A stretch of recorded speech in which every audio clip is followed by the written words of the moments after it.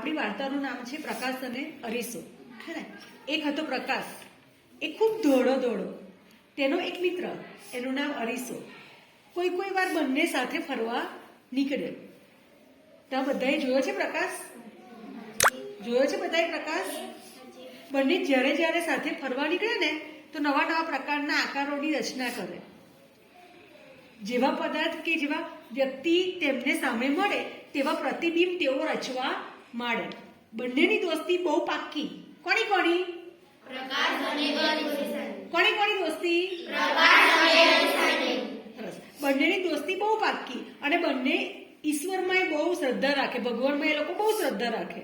તેથી એકવાર ભગવાને પ્રસન્ન થઈને બંને મિત્રોને કહ્યું, માંગો તે આપું. પ્રકાશે કહ્યું, આમ તો હું બહુ રૂપાળો. પ્રકાશે શું કીધું?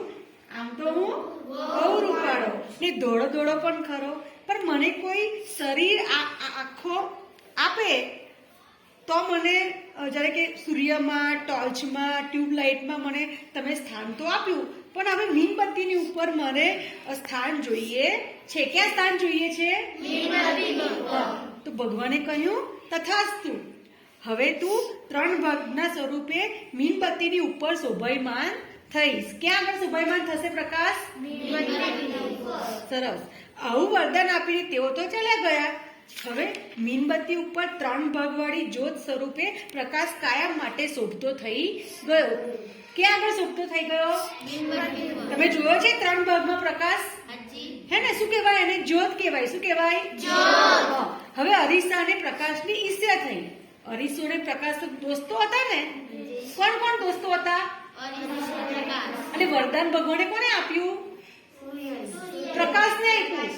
સૂર્યમાં અને ટોર્ચમાં બધામાં જે પ્રકાશ હોય ને એને ભગવાને વરદાન આપ્યું. અને કોને ના આપ્યું? અરીસાને આપ્યું નહીં. એટલે અરીસાને શું થઈ? ઈર્ષ્યા થઈ. શું થઈ? એને ઈર્ષ્યા થઈ કે ઈશ્વરે પ્રકાશને તો વરદાન આપ્યું, પણ મને તો કોઈ જ વરદાન આપ્યા વગર જતા રહ્યા. પ્રકાશ તો મીણબત્તીની ઉપર સવાર થઈ જ્યારે અરીસાને મળે ત્યારે પોતાને અરીસામાં જોઈને હરખાતો ખુશ થતો જાય. જો હું મીણબત્તી પર કેવો રૂપાળો લાગુ છું, તેને જોઈને અરીસાને વધારે ઈર્ષ્યા આવે. ધીમે અરીસાએ મીણબત્તીનું ઊંધું, ચત્તું, આભાસી, વાસ્તવિક અને અલગ પ્રકારના પ્રતિબિંબ આપવા માંડ્યા. કેવા પ્રતિબિંબ આપવા માંડ્યા? ઊંધું, ચત્તું, આભાસી, વાસ્તવિક એવા પ્રકારના પ્રતિબિંબ આપવા માંડ્યા. કેવા પ્રતિબિંબ આપવા માંડ્યા? આભાસી, વાસ્તવિક એ બધા અલગ પ્રકારના પ્રતિબિંબ આપવા માંડ્યા. તેને જોઈને મીણબત્તી પર આવે અને જ્યોતરૂપી પ્રકાશભાઈને તો ભયંકર આશ્ચર્ય થયું. પછી તેને સાચું કે ખોટું પ્રતિબિંબને અલગ પાડવા એક પડદો લઈ આવ્યા. શું લઈ આવ્યા? આ પ્રતિબિંબ સાચું છે કે ખોટું? કન્ફ્યુઝ થઈ જાય ને. ગણિતમાં પ્રતિબિંબ ઊંધું દેખાય, ગણિતમાં ચત્તું દેખાય, ગણિતમાં દેખાય પણ ના હોય, ગણિતમાં હોય પણ દેખાય નહીં, તો એ કન્ફ્યુઝ થઈ જાય પ્રકાશભાઈ. તો એને એક સાચું પ્રતિબિંબ છે કે ખોટું છે, આભાસી છે, એ જોવા માટે શું લઈ આવ્યા? પડદો લઈ આવ્યા. શું લઈ આવ્યા? સફેદ કલરનો એ પડદો લઈ આવ્યા. પડદા પર ઝીલાય એટલે પડદા પર જે દેખાય ને એને કહેવાય વાસ્તવિક પ્રતિબિંબ. શું કહેવાય એને? અને પડદા પર ન ઝીલાય એટલે પડદા પર ના દેખાય પ્રતિબિંબ, પડદા પર ઝીલાય નહીં તો એને કહેવાય આભાસી પ્રતિબિંબ. શું કહેવાય એને?